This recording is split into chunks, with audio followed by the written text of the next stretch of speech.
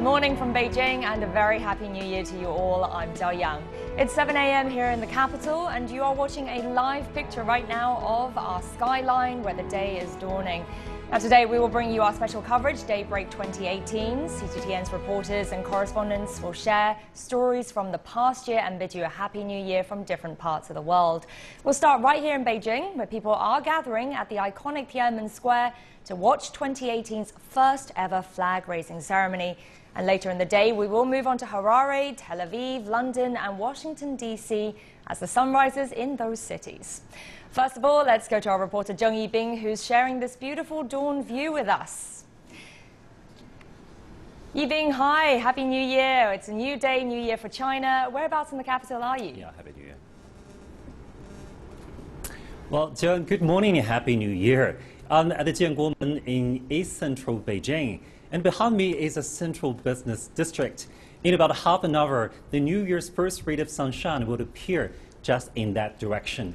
Various celebrations have been held in Beijing, and there's more to come. There was a countdown for 2018 last night at the rebuilt Yongding Gate, the southern entrance to the old Beijing.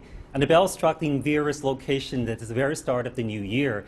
These traditional activities mean seeing off the past and welcoming the fresh new start. The Chinese President Xi Jinping delivered a New Year address. He reviewed the past year and outlined efforts for the better life in 2018 and beyond. Looking back at 2017, construction of the new economic area called Xiong'an was announced. Some 100 kilometers southwest of city, many of the non-core functions of the capital will move there, relieving pressure in a city with a population of more than 21 million and easing traffic congestion and air pollution. In Beijing last year, one of the major events was the 19th National Congress of the Communist Party of China in October. The Congress laid out the blueprint for China's development in the next 5 years and beyond. And in May, the first Belt and Road Forum for International Cooperation was also held in Beijing. So in the past year, Beijing witnessed various changes that will influence the city, the country, and other parts of the world. Back to you, Zhao Yang. Thanks, Yibing. We will come back to you very shortly in our program. We're moving on to Tiananmen Square now, where we're joined by our reporters Meng Qingsheng and Mark Fontes. Now, the flag-raising ceremony will be held there shortly. Good morning and Happy New Year to you both, Qingsheng and Mark. Qingsheng, talk us through the ceremony, the flag-raising ceremony. You know, also, we know that there's going to be something that's going to set today's ceremony apart from the previous ones. How will it be different? Good morning, Zhao Yang. Tens of thousands of people have gathered here at Tiananmen Square in downtown Beijing.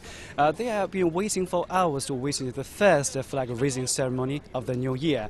And the ceremony is scheduled to start at 38 minutes past 7 Beijing time, in about half an hour to go. And the 126-member honor guard of the Chinese People's Liberation Army is now making final preparation to hoist the national flag. Actually, that's a major highlight of today's event, because starting from today, the PLA will officially assume the responsibility for guarding the flag and firing salute cannons from Tiananmen Square. This tradition was formally carried out by the Chinese Armed Police starting from December 1982. And also starting from today, the paramilitary force becomes one division under the CPC Central Military Commission only and will no longer be listed under the State Council.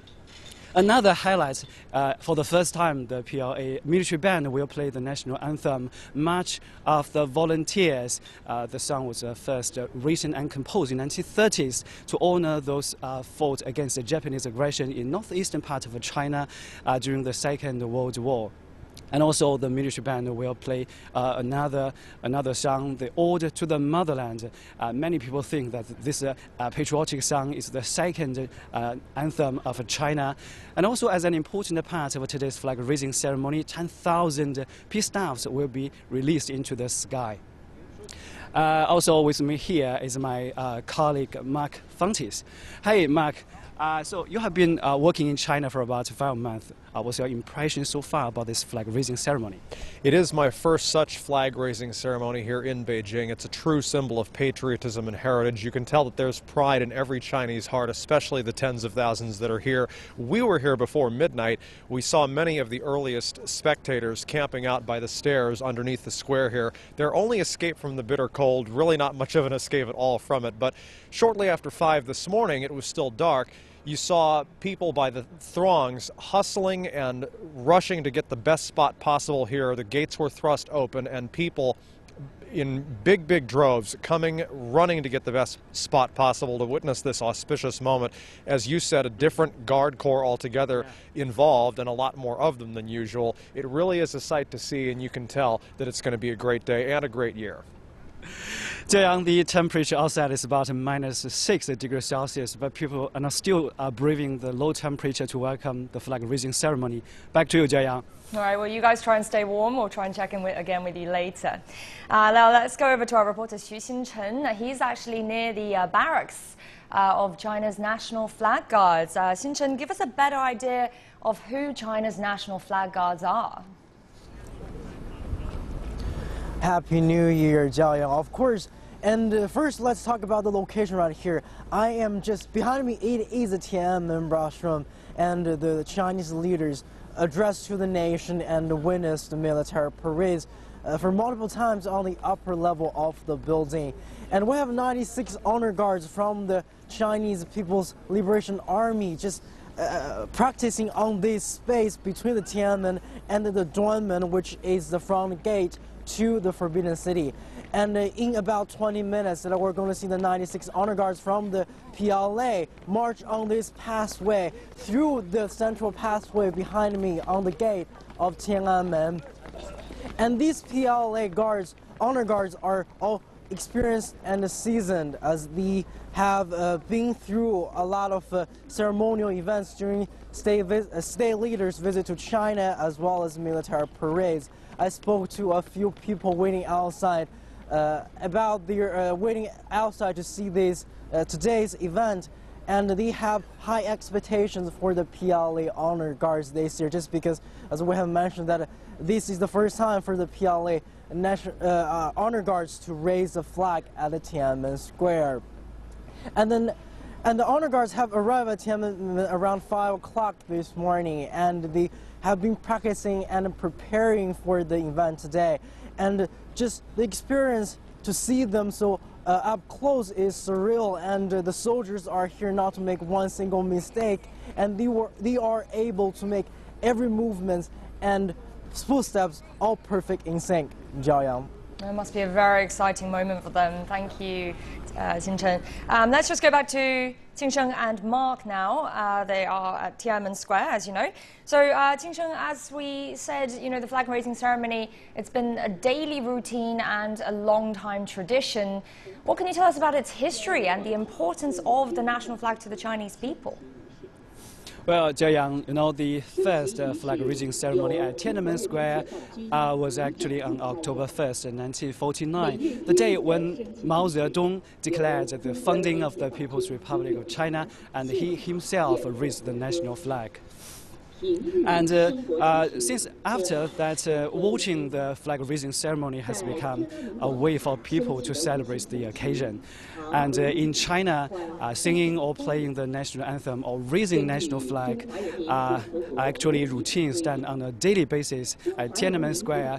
The scale of the event is much bigger on the first day of each month, and we can always see people traveling long distances from across China to watch the ceremony. The national flag of China, the 5-star red flag, has a red color background symbolizing the spirit of a revolution, and also the flag has 4 small yellow stars surrounding a bigger one, symbolizing the unity of the Chinese people under the leadership of the Communist Party of China. And China adopted the national flag law in 1990, and since then it has become an indispensable part of Chinese people's daily life.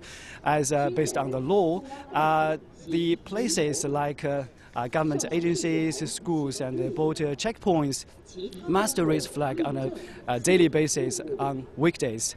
And also, we're now going to talk again with my colleague Mark Fontes. So, Mark, do you have a similar flag-raising ceremony back in the States? And how are people view the national flag? The national flag stands for many things in America, freedom most especially, and it reminds us that it is not free. The flag, of course, honors the men and women, the brave men and women who fought for American freedom. New Year's Day itself, not the most patriotic holiday. I mean, yes, there will be groups, war veterans, dignitaries, the president himself, who will attend ceremonies, smaller ones than this, and there will be flags raised, perhaps even wreaths laid, depending on where the event is being held.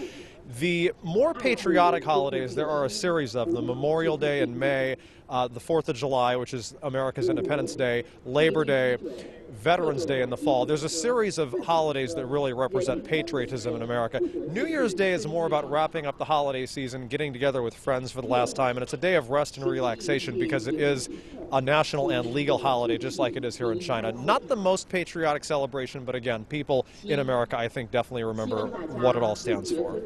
And also, since today is a new year, a brand new day, and can you share with me your New Year resolution?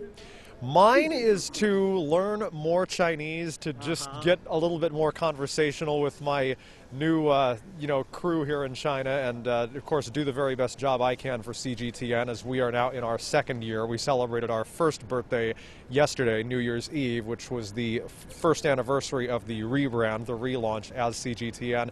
And as I'm sure this year gets going, I'll find more things to make resolutions for, and I'm sure it'll be indeed a great year. Okay, and talking about CGTN, I think it's such a blessing to be a reporter. So my resolution, New Year resolution, is just to travel around the country and produce interesting stories about the Chinese people.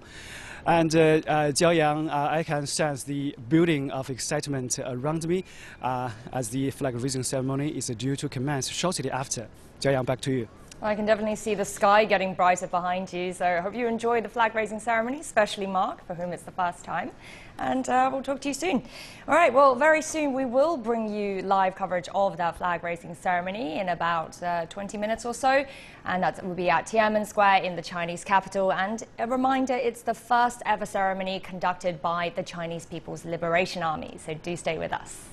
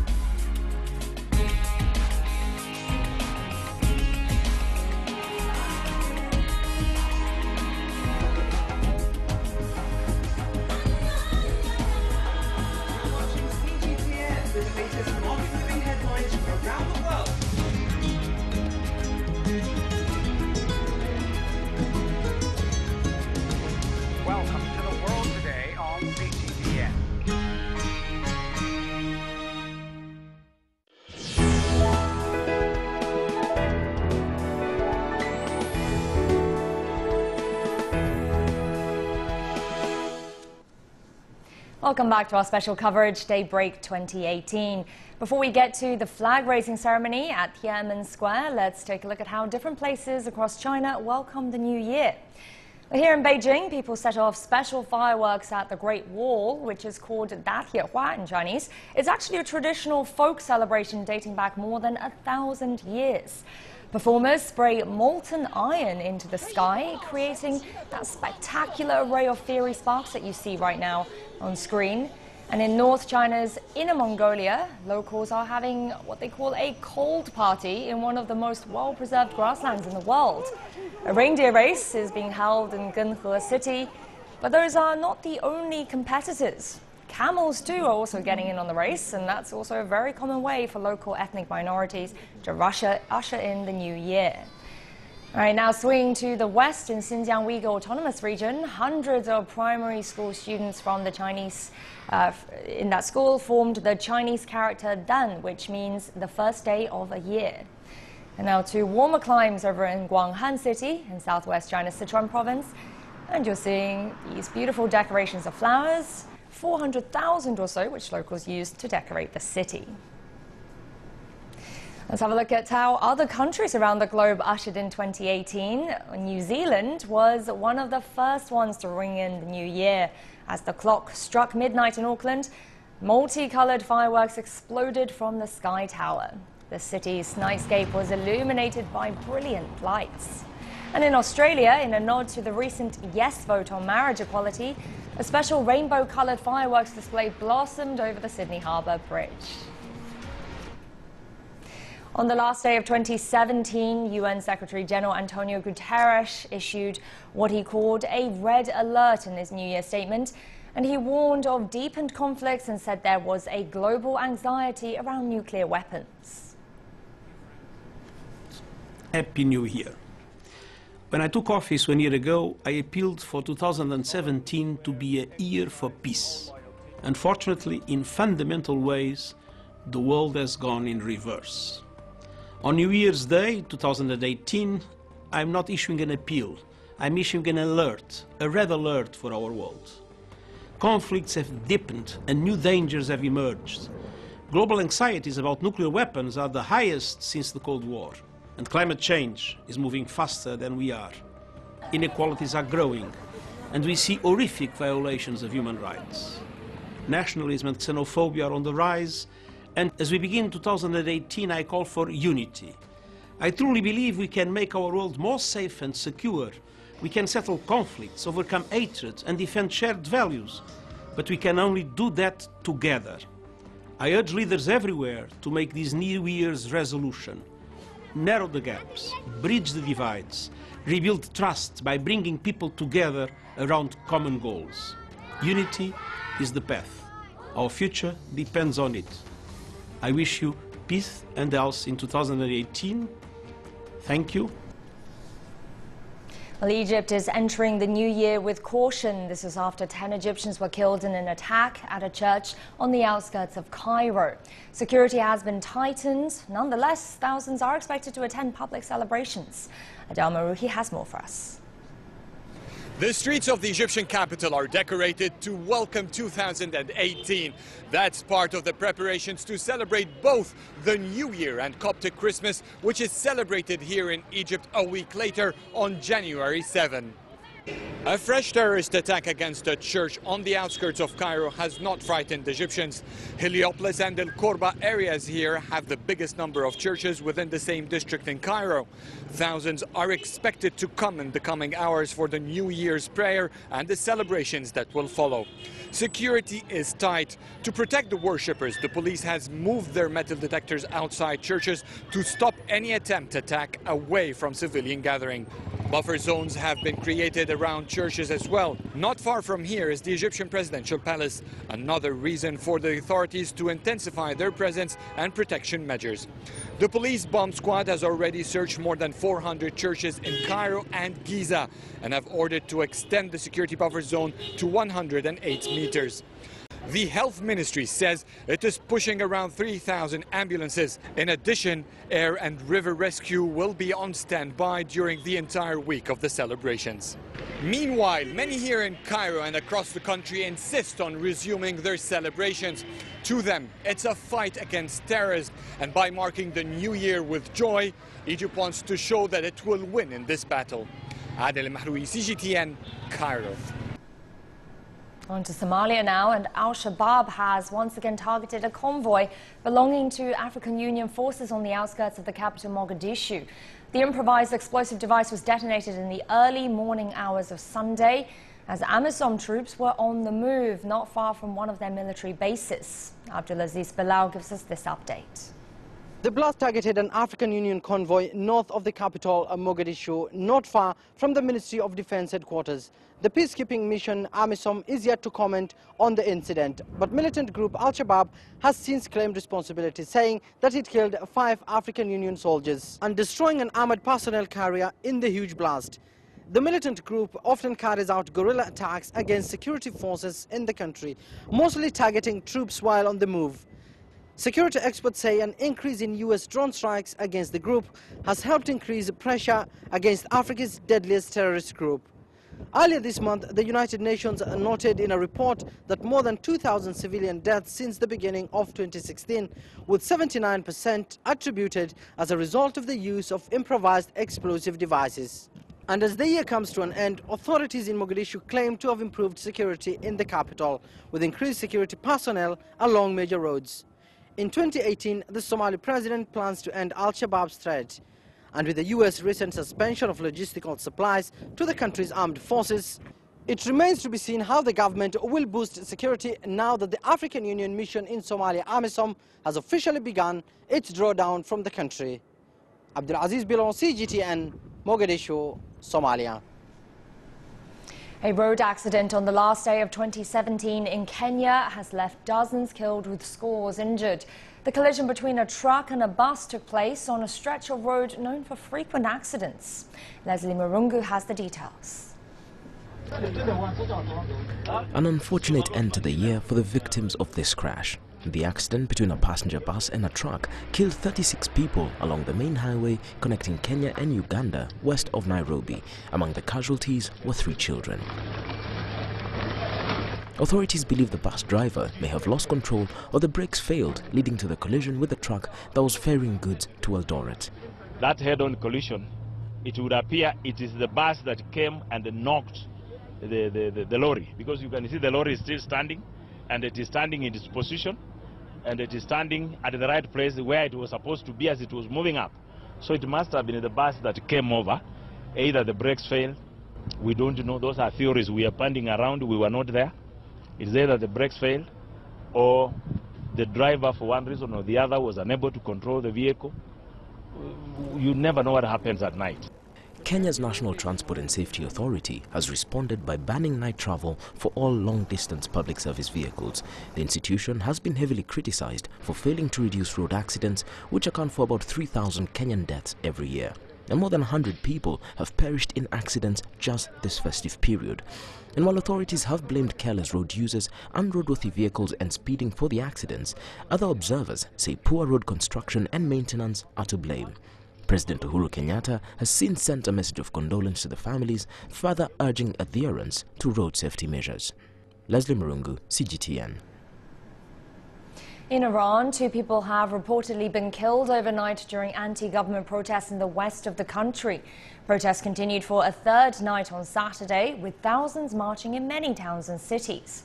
Interior Minister Abdurrahman Rahmani Fazli said anyone who damages public property, violates the law and creates unrest will be held responsible for their actions and will pay the price. Iranian news agencies have warned that the Telegram social media service may be shut down after one channel allegedly called for an armed uprising. And we spoke earlier with Khamba Naderi, who's a columnist at the Kanha international newspaper in Tehran, and we asked him what sparked the protest and what the demonstrators want. In the capital, we are witnessing the violence. And speaking of violence, I don't think the protesters will be able to make their points or their voices heard, because through violence, they are breaking the law. And when they break the law, nobody is going to listen to them, let alone support them. Of course, we have had religious leaders supporting them and urging the government to listen to these people, take their demands seriously. And those demands, because those demands are legitimate, such as creating jobs and stopping price hikes and boosting the production sector. This is not too much to ask, but violence is not the right way forward. I'm afraid the same thing is happening in the capital. We have seen sporadic arrests and at the same time destruction of public property, and that is not a good thing. I think time is running out on the protesters. There are two sides to this story. One is the US-led sanctions regime that continues to be imposed on Iran despite the signing of the nuclear deal between Iran and the P5+1 group of nations. At the same time, we have the problem with the economic team of the incumbent President Rouhani, which is not up to the mark. For 6 years, they promised to fix the economy, and they did not deliver on that. I think they better listen to the protesters before things get out of hand. We're headed for a short break now, but do stay with us as we wait for the flag-raising ceremony to start on Tiananmen Square in Beijing for the first day of 2018. Be right back.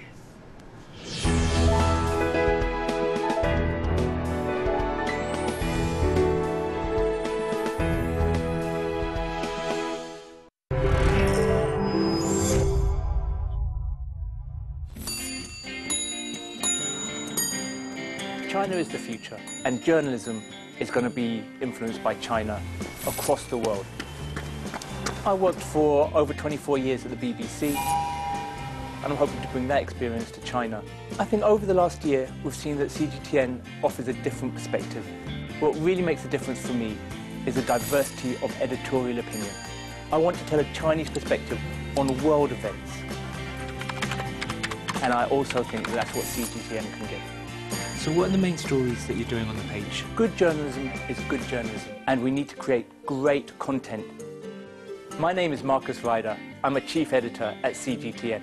China is going to play an incredibly important role. I need my son to be at the very heart of it. I'm investing in my future by working at CGTN. I'm investing in my son's future by raising him in China. When you are in China, you see the world differently. When you understand China, you see the world differently.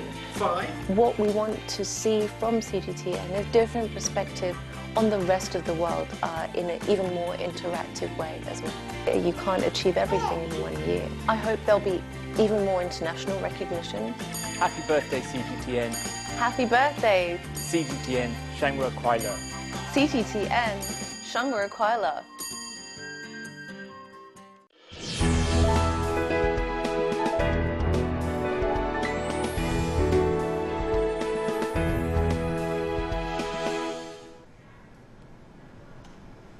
Welcome back to our New Year special, Daybreak 2018. Now we are waiting for the national flag raising ceremony at Tiananmen Square in Beijing. And so we are going to our reporter Xu Xinchen, who is there with the very people who will be carrying the flag and raising it, the National Flag Guards. Xinchen, hi again. How's the preparations going and what's the mood like? It must be quite exciting. And Jiaoyang, we can see the 96 honor guards from the Chinese People's Liberation Army are standing in formation right behind me. They are standing in formation of 6 by 15, and the whole team led by another 6 officers. At the front, there are 3 flag raisers, and then behind them, followed by with 3 officers in different uniforms representing the Navy, Land, and Air Forces. So they have been here practicing early morning at since 6 o'clock, and a lot of people have said that a lot of people have been hoping that they are going to perform a better performance from the previous squad, from the Chinese armed force, police force, just because they are literally soldiers and they are experienced and seasoned with the previous ceremonial events they've been through during the state leaders' visit to China as well as military parades. Jiaoyang. Oh, well, no pressure on them. Thanks, Xinchen. Let's head back to Zheng Yibing, who is in downtown Beijing. Yibing, earlier you recapped for us the major events in Beijing from the past year, but what are some of the important events and news coming out of China last year, China as a whole? Well, yes, Jiaoyang, 2017 was a milestone of China's development. Officials say 79 major reform tasks were completed, and 399 reform plans were produced by the central authorities in the year. There was a series of major events from the all-important National Congress of the Communist Party of China to the 90th anniversary of the founding of People's Liberation Army, from the first domestically produced large passenger plane to more high-speed rail networks. 2017 also marked the 20th anniversary of Hong Kong's return to the motherland and an 80th anniversary of beginning of the war of resistance against Japanese aggression. China also held a state memorial ceremony for the victims of the Nanjing massacre on December 13 this year. Also in 2017, the country was united in combating disasters like in fire, landslide, floods, tornadoes, and earthquakes. People from all walks of life contributed their love and care. Legally, the opening chapter of China's first comprehensive civil code, the general provisions of the civil law, took effect on October 1st. The civil code aims to improve protection of property and personal rights. China also hosted a series of international summits and activities, including the Belt and Road Forum for International Cooperation in Beijing and the 9th BRICS Summit in Xiamen. These increased understanding and in-depth exchanges of views, supporting the joint promotion of a community with a shared future for mankind to benefit people all over the world. Zhou Yang. All right, thank you very much, Zheng Yibing. Now, you're watching the live pictures of Tiananmen Square. You can see the massive crowds of people just standing out there waiting for the flag-raising ceremony, which should happen very soon, in a few minutes' time. Now, as you heard from our reporters earlier, this will be the first ever ceremony held by the PLA Honor Guards.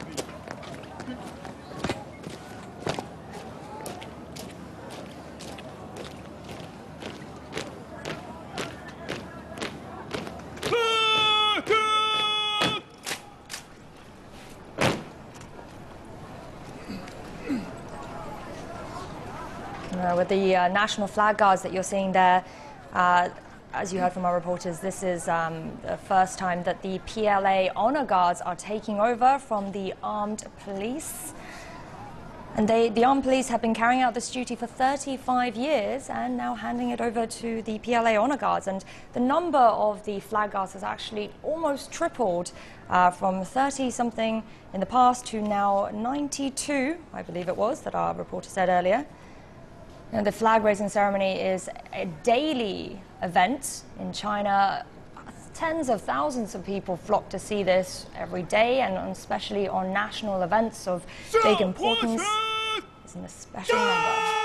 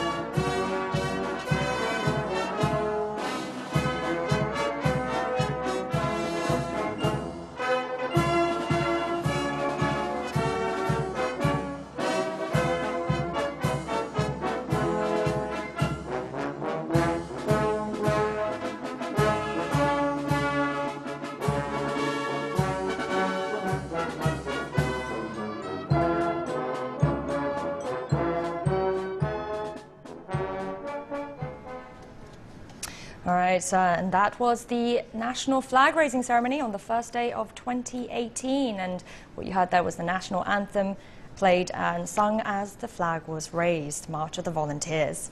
Let's go back to our reporter Zheng Yibing, who's in downtown Beijing.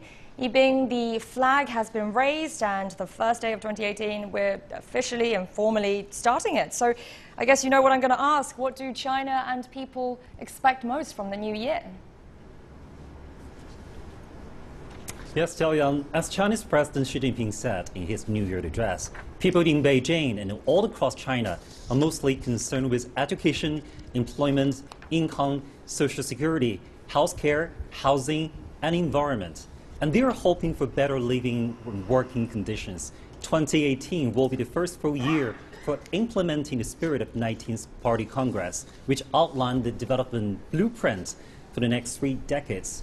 The central authorities recently prioritized 3 tasks. They are major risk prevention, targeted poverty alleviation, and pollution control. So for the new year, policymakers announced they would maintain the prudent and neutral policy for growth and create more job opportunities. China has set a goal to eradicate extreme poverty by 2020, and this year will be key to achieving that task. More than 10 million people are supposed to be lifted out from poverty each year from 2018 to 2020. So for a better environment, an environmental protection tax law takes effect just today, and companies will have to pay tax for producing noise, air, and water pollution, as well as solid waste. This year also marks the 40th anniversary of China's reform and opening up. Chinese President Xi Jinping reiterated the government's commitment to reform, saying it is the only path to achieve the Chinese dream. These are the goals set for the new year and the years to come. So we hope in 2018, people will be able to see specific changes and good changes in their lives. Back to you, Jiaoyang. Yibing, thank you very much. And again, Happy New Year to you. All right, well, we want to bring in our studio guest. Joining us here is Mr. Teng Jimeng, who is an associate professor from Beijing Foreign Studies University. Thank you for joining us, and Happy New Year to you as well. You know, the views that we saw there from Tiananmen Square, just packed with people excited to see this national flag raising ceremony. It seems that China and Chinese people have a certain reverence for the national flag. What's its meaning to the people? I think it means quite a great deal. I think first thing first, people come to worship, to revere this great flag because it reminds them of the history. To many of these people coming to see this flag raising ceremony, it means history. It means revolutionary memory, and it means a kind of a spiritual inspiration, because once again, this is all about a new China, which we founded back in 1949, and also about a future China, which is associated with the Chinese dream in the future. Well, do you think this is something that has a parallel in any other countries or cultures? Well, once again, yes. I mean, in the United States, for example, on 4th of July, people celebrate that very great nation with flags almost ubiquitous in towns, and also in the UK, for example. Once again, you can see national flags, and also the monarchs sometimes would parade out there on the streets, and also the changing the guards before the Buckingham Palace, which is also quite a scene out there. But what about the fact that the Chinese flag is raised on a daily basis, and this is actually enshrined in the Chinese national flag law, isn't it? Well, once again, yes. I mean, in many countries in the world would do this by enshrining the practice in law, and also in China is not an exception. According to the national flag law, we have to fly the flag on a daily basis before the government agencies on important squares and public spaces like the Tiananmen Square. And so, once again, it is a must. It is a national pride. It's a sense of history and also a sense of pride. Have you been? Well, absolutely. Yeah. Absolutely. Almost 20 years ago when I was a student first year in Beijing. I have to admit, I've always wanted to go, but I haven't had a chance quite yet. It's usually too early in the morning. You've got to go, I'm sure. Yeah. But so the special event of today was the fact that the PLA Honor Guards took over from the armed police, and the armed police have been doing this for 35 years. Why the change now? Well, normally it's international practice to use the nation's military to guard, for example, these important sites of interest or sites of national pride or even sovereignty. Now, in Russia, for example, it's the nation's military to guard the tomb of the unknown soldiers, and also in the UK, for example. I mean, during this very changing of the guards before the Buckingham Palace, they use the British armed forces. The military units actually that played the role, and so China wants to integrate. I'm sure China wants to integrate with international practice and use the standing army, the soldiers actually, to symbolize national sovereignty, the pride, and also, I mean, especially as a guard to defend this most important national icon. Well, let's move on from the flag for a moment now. Chinese President Xi Jinping, he gave his New Year speech, and we heard that last night. And he said that China will continue to carry out its international responsibility. Now, what does this include, and what does it mean for other countries? Well, it means a lot. I mean, first thing first, I mean, I think it means peace and prosperity. Peace, as we know, that our world is still troubled by war, by potentials of war. For example, in this North Korean peninsula, which is our neighbor, still actually we are facing a clear present danger of war. And so President Xi continues to promise the world that China will be a major force in safeguarding peace in this world. Secondly, I think China will continue to work along the line of Belt and Road Initiative to help nations along the route to achieve a win-win situation. So I think responsibility and obligations include two key words: peace and also prosperity. Well, for China itself, domestically, there's been a lot of talk about poverty alleviation. That was also a buzzword of the past year, and something the President Xi mentioned in his speech. Is it do you think this is a realistic target that presidency has set to lift the entire country out of poverty? Well, absolutely. I think it's a daunting task for this nation to complete this very job. I mean, as President Xi has mentioned, that we still have a very, very long goal to accomplish. For example, we need to we need to lift, I mean, at least 10 million people out of poverty, I mean, in this very nation. Now think about a nation whose PPP, I mean, purchasing parity power, is now actually over the United States. And now we still have almost 50 million people living under poverty line. And so to me, it's a very important mission. It is supposed to be a daunting task, and it is a historic mission to before we realize fully this Chinese dream. What do you think would change in 2018 from 2017 generally for China? Well, generally speaking, I think that the two very important issues stands out. One is pollution and the other is poverty. I think poverty elimination. For China to become what we call the moderately prosperous nation, we need to work very hard. And so the government is seeking in every way possible to eliminate poverty, and especially absolute poverty in rural countryside. And so in this sense, I think poverty stands out a bit, and then pollution. Pollution, once again, which concerns millions and millions of lives and families here in China. And so I think right now, the most concrete thing that we see right now is 30 cities around Beijing have been undergoing this very major change in terms of upgrading their equipment, to use to use gas to substitute coal burning, and so that's all major measures that I think that in 2008 that we need to work on. The best thing to happen, I think, in 2018 is the Winter Olympics, which I'm looking forward to. Yeah. The Winter Olympics, but that will be in 2022, isn't it? Mm-hmm. But back to what you're saying about the pollution, I mean, we've seen massive changes in just this winter alone. I mean, the effect of using gas over coal. I mean, these policies, we are seeing the impact of them. Now, what about internationally? What kind of forecast do you have for China on the international stage for 2018? Well, I think that China will continue along the path of this Belt and Road initiative, for example. We shall continue to work with nations along the route, for example, the Mid-Asia nations, and also the maritime route. And so in China, I think, once again, that we will continue to work with those nations to achieve the win-win situation in order to achieve prosperity and also this very industrial and economic development. All right, well, thank you very much, Mr. Teng Jimen, and for joining us on the first day of 2018 here. Thank you. Happy New Year. Happy New Year. Well, that's our special presentation for Daybreak in Beijing. Now, later in the day, we will move on to Harare, Tel Aviv, London and Washington, D.C. as the sun rises in those cities.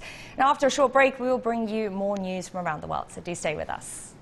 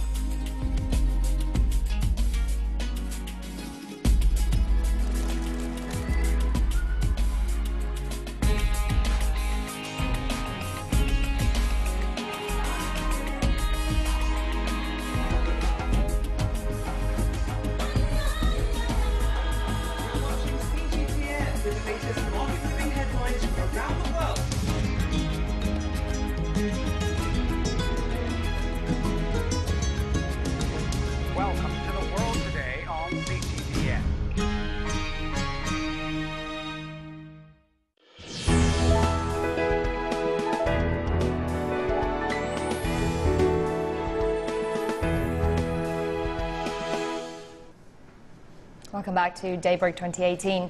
Unfortunately, a tragedy ahead of the new year in Australia. Police say that 6 people have died after a seaplane crashed into a river in the north of Sydney. 5 passengers and a pilot were on board the plane on a wine and dine sightseeing flight ahead of the city's New Year's Eve celebrations. The plane sank immediately. Police have yet to determine the cause of the crash. According to media reports, 4 of the passengers were British nationals. On the last day of 2017, China made an announcement banning ivory trade. This is expected to have a positive impact on wildlife in Kenya. CGTN's Robert Nagila has that story. It was one of the most significant decisions in recent times to impact the protection of Africa's elephant population. On December 30th, 2016, China announced it would eliminate the processing and sale of ivory by the end of this year. Months earlier, Kenya had made history